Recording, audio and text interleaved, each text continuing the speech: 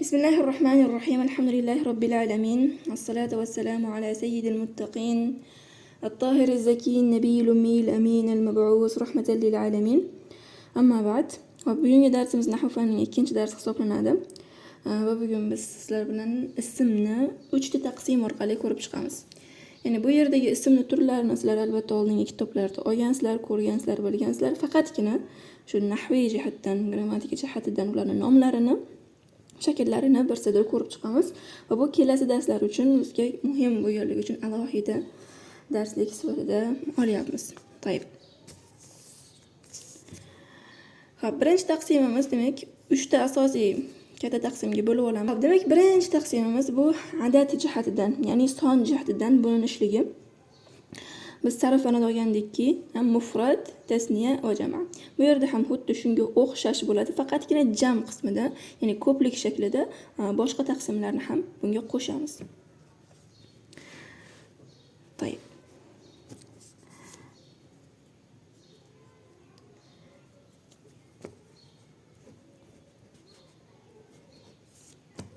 Demak,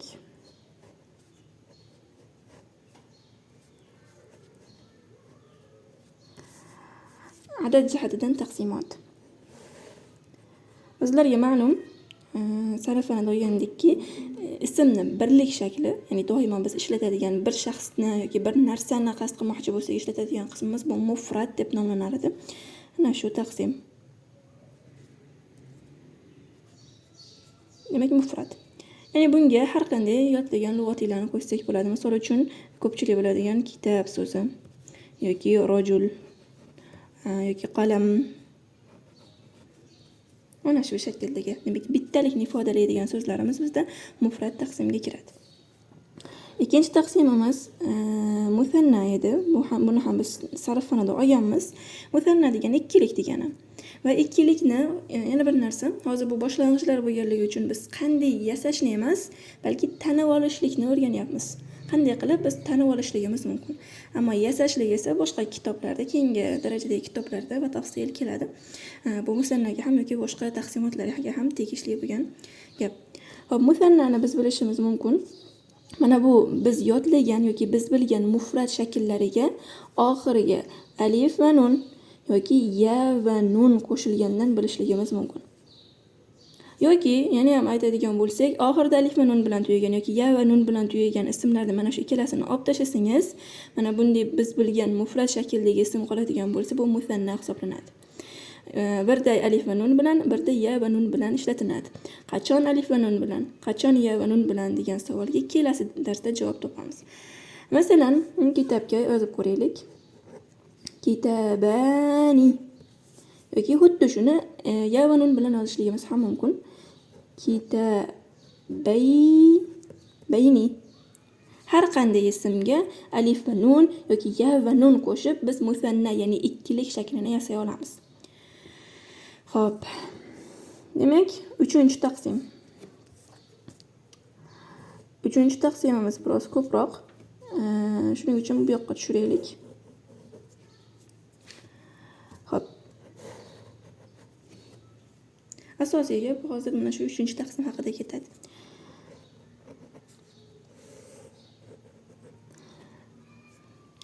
Bizda, ya'ni nahv fanida, demak, mufroddan, ya'ni birlik shaklidan ko'plik shakliga o'tkazishimiz uchun bizda 3 xil yo'l bor.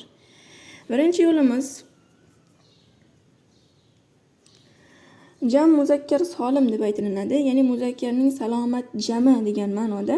Ya'ni bu nima degani deyilsa, mufrad shakldagi ismni mana bu ko'rinishini o'zgartirmasdan yasalgan jamga biz jam muzakkar solim deb aytamiz. Hop, yozib qo'yaylik.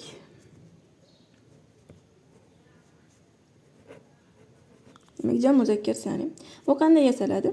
Oxiriga vav va nun yoki ya va nun qo'shishlik bilan yasaladi. Xo'p, bu yerdagi ya va nun, mana musannadagi ya va nun ikkalasini qanday ajratamiz deyilinsa, musannada ya va nundan oldingi harf, fathali bo'ladi. Jam muzakkar solimda ya va nun, ya'ni yadan oldingi harf kasralik bo'ladi. Mana shundan biz ajratib olamiz. Xo'p, bunga misol mana muslim so'zini olaylik. Muslim musulmon degan ma'noda. Musannada ya va nun qo'shadigan bo'lsam, muslimayni qilib aytaman. Mana bu yerga yozaylik. Muslimayni shaklida. Ya'ni mimni tevasida fatha turibdi. Ammo bu yerda esa muslimina mimga kasra beraman. Ammo vav va nun qo'shilganda endi ajrata olamiz. Bu nimaga? Demak, musannaga o'xshash bo'lmaydi. Demak, jam muzakkar solim deganimizda oxirida vav va nun, ya va nun bilan tugagan ismlar nazarda tutiladi. Xo'p. Ya'ni jam muzakkar solim yana bilish yo'li demak, mana shunday harflar bilan tugagan ismdan vav va nunni yoki ya va nunni olib tashlaganimizda mufrat shakli qoladigan bo'lsa, jam muzakkar solim deb aytamiz. Xo'p, ikkinchisi jam muannas salim, ya'ni muannasning salomat jami.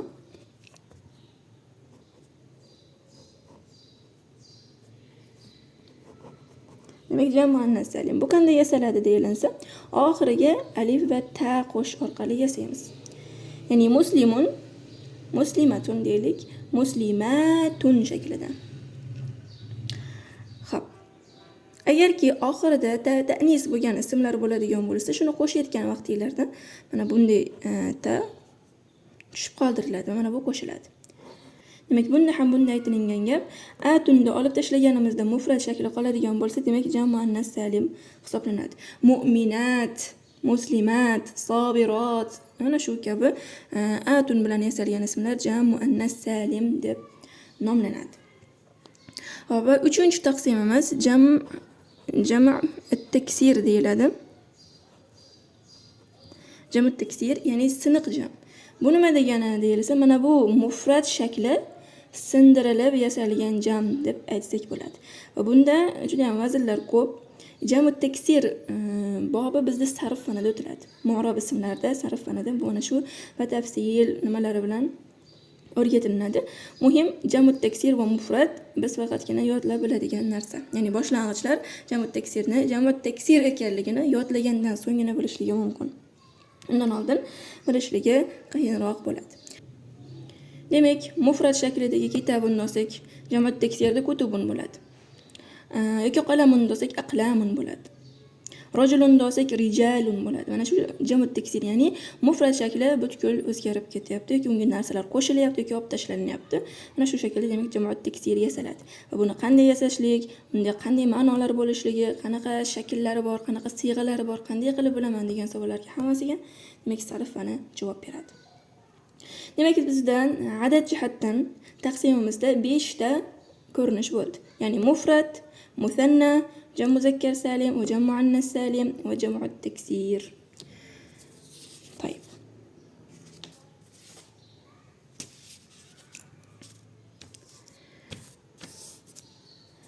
To'yib. Arab tilida 3 harf borki, alif, vav va ya. Mana bu harflar illatli, ya'ni kasal harf deyiladi. Mana bu harflar ishtirok etib qolgan fe'l yoki ismda o'zgarishlar doimiy sodir bo'ladi. Boshqa harflar kabi kuchli emas, boshqa harflar kabi barcha harakatlarni to'liq holda ko'tara olmaydi. O'zi albatta bu bahs sarfiy bahs, ammo nahv faniga ham bu ta'sir qiladi. Qachonki kalimaning oxirida kelib qolganda, ya'ni ismni oxirida mana shu harflardan birontasi bo'lib qolsa, demak bizda nahv fanida ham muammo tug'iladi. Shuning uchun ham bu ham demak biz nahv faniga kirgizishimiz kerak bo'lgan bahslar hisoblanadi.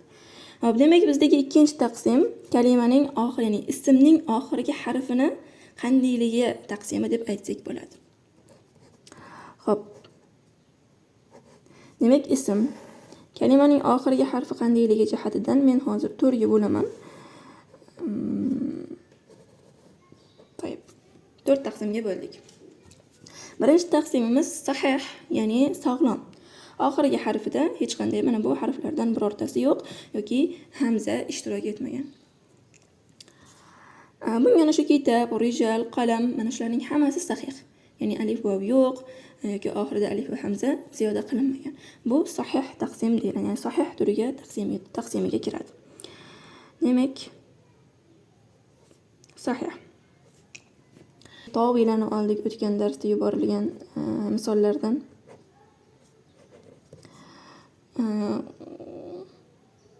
Bo'lishi mumkin albab, eshik. va ala haza. Ya'ni oxirgi harfi sahihmi? Demak, sahih taqsimga kirib ketadi. Xo'p, ikkinchi taqsimimiz bizda al-maqsur, ya'ni maqsur deb nomlanadi. Maqsur nima degani deyilsa, ana shu kalimaning oxirida alif ishtirok etgan bo'lsa, bu ya'ni maqsur taqsimga kirib ketadi. Demak, maqsur ism deb nomlanadi. Bunga masalan, fatan olsak bo'ladi. Aso shaklini olsak bo'ladi. Yoki salman olaylik. Masalan, Salma, Kubro. Olingki, oxirida alif bilan tugagan har qanday ism demak maqsur ism hisoblanadi. Hop, uchinchimiz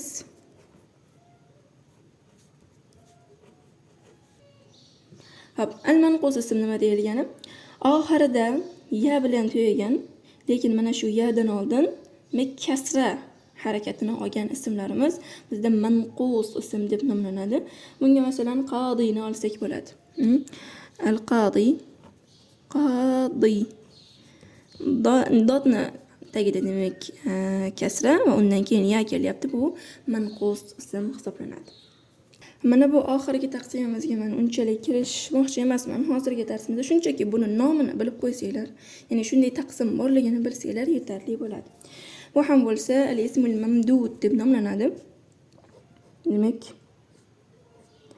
mamdud ism, bu ism ya'ni oxirida alif va hamza ziyoda qilingan ismlar hisoblanadi. Xo'p, bunga misol qilib nima desak bo'ladi? Hamro yoki isma yoki bina mana shu shaklda. Demak, oxirida alif va hamza ziyoda qilingan ismlarimiz demak mamdud, al-ismul mamdud deb nomlanadi. Demak, ismni oxirgi harfi jihatidan taqsimoti 4 ta bo'ldi. Sahih bo'lishligi mumkin, mamdud ism bo'lishligi mumkin, maqsur bo'lishligi mumkin, manqus bo'lishligi mumkin. To'yib.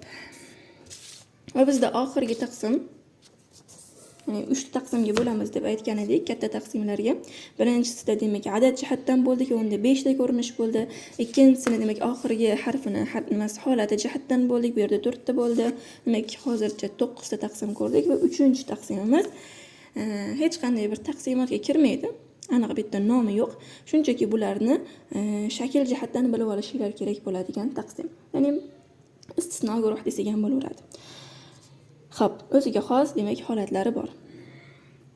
Demak, buni taqsim o'laroq qilmaymiz. Shunchaki buni ko'rinishini yoki ismini bilsanglar kifoya qiladi. Birinchisi demak g'ayrul munsarif, ya'ni sarflanmaydigan ism yoki mamnu'un minas sarf deb nomlanadi. Ya'ni bu nima degani? Tanvin bilan kasra qabul qilmaydigan ism degani. Demak, g'ayr munsarif deb yozib qo'yaman. Bunga inshaalloh batafsil kirishamiz, ya'ni holatlariga. Hozircha nomini bilsanglar yetarli bo'ladi. Xo'p, bunga demak muannas ismlarning hammasi kirib ketadi. Shuni bilsanglar yetarli bo'ladi hozircha. Ya'ni har qanday muannas ismni unga tanvin bilan kasra bermaysizlar. Misol Fatima, Zaynab, Aisha, har qanday demak ayol kishining ismi bo'lgan ismlar g'ayr munsarifga kirib ketadi. Xo'p, demak ikkinchimiz al-asmaul khamsa deb nomlanadi. Nahv fanidagi alohida bu demak doim o'rganiladigan ism al-asmaul khamsa. 5 ism. Bu 5 ism nimaga alohida qilinadi deyilsa, bu keyingi darsda yana ham tushunarli bo'ladi. Bu ismlar boshqa ismlarga qaraganda boshqacha shakl bilan i'rob qilinadi. Ya'ni uni holati, qaysi o'rinda ekanligini, biz uni ma'nosini qanday ekanligini bilishligimiz uchun arablar boshqa bir shaklda, umuman o'zini qoidasiga xilof demaylik, boshqacha yo'nalish bilan qaragan ismlar hisoblanadi. Faqatgina shu 5 ta yoki asmoi sitta ham deyiladi, 6 ism. Demak, bular ham alohida bob o'laroq demak o'rganiladi. Bu ismlar. Ular demak abuka deylik hozircha. Otang o'zi aslida mana bu taqsim haqida gap ketilyapti. Otang, akang, axuka,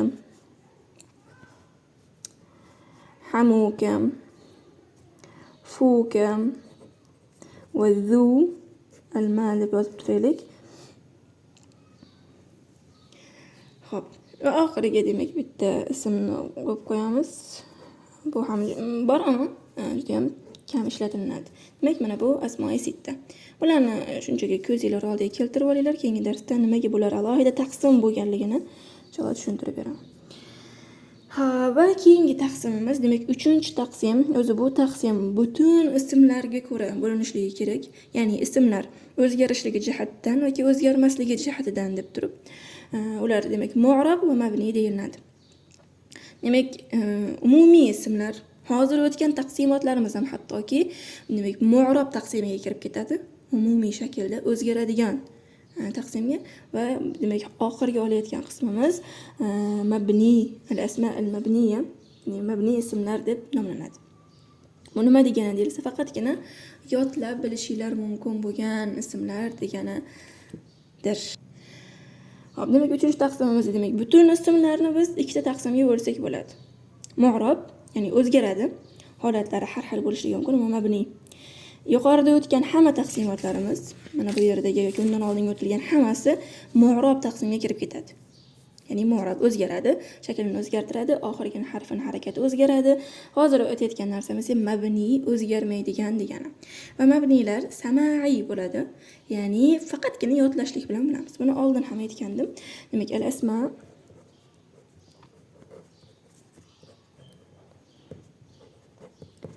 al-asma al-mabni bizda demak 7 ta taqsimga kirib ketadi. Demak, mabni ismlarimizni biz katta 7 taqsim orqali yodlab olsak bo'ladi inshaalloh. Demak, g'ayri munsarif va asma al-mabni haqida alohida bir darslik qilamiz. Ana shunda demak yodlab olasizlar mana bu 7 taqsimni. Shu bilan asma al-mabniyada ishinglar qolmaydi. Ya'ni bu ismlar doimiy bir xil shaklni ushlab qoladi, hech qachon o'zgarmaydi va shaklini hech qachon o'zgartirmaydi. Xo'p. Demak, darsimizni xulosasi umumiy shaklda adad jihatdan 5 ta dedik, oxirgi harfning harakatlari jihatdan 4 ta dedik, umumiy 9 ta bo'ldi. Mana bu yerda demak umumiy qoidaga tushmaydigan taqsimlarimiz demak g'ayri munsarif va asmaul xamsa bo'ldi. Va umumiy shaklda yodlab olinadigan ismlarimiz esa demak al-asma mabniya bo'ldi va uni 7 xil taqsimot ichida yodlab olishligimiz kerak bo'ladi. Xo'p. Demak, uyga vazifa shundan iboratki, men inshaalloh nimalarni yuborib qo'yaman. Qissa yoki so'zlar jamlanmasini mana bu o'tilingan darslar ichidan u qaysi taqsimga kirishligini yozib chiqishinglar kerak bo'ladi va qo'shimcha ravishda uylardagi bor yoki internetdan topasizlarmi, hayollo bir kitobni, arabiy kitobni olib turib mana shu taqsimlarga solib chiqishinglar kerak bo'ladi. Kamida har bitta taqsimga agar boshlang'ich bo'lib ularni unchalik yaxshi bilmaydigan bo'lsangiz, har bitta taqsimga demak 10 ta yoki 15 ta, kamida ko'pi bilan 50 ta 100 ta misol topishingiz o'zingizga juda ham yaxshi foyda beradi. Shu bilan darsimizni tugatamiz. Allohumma hamdan va alhamdulillahi robbil alamin. Assalomu alaykum va rahmatullohi va barakatuh.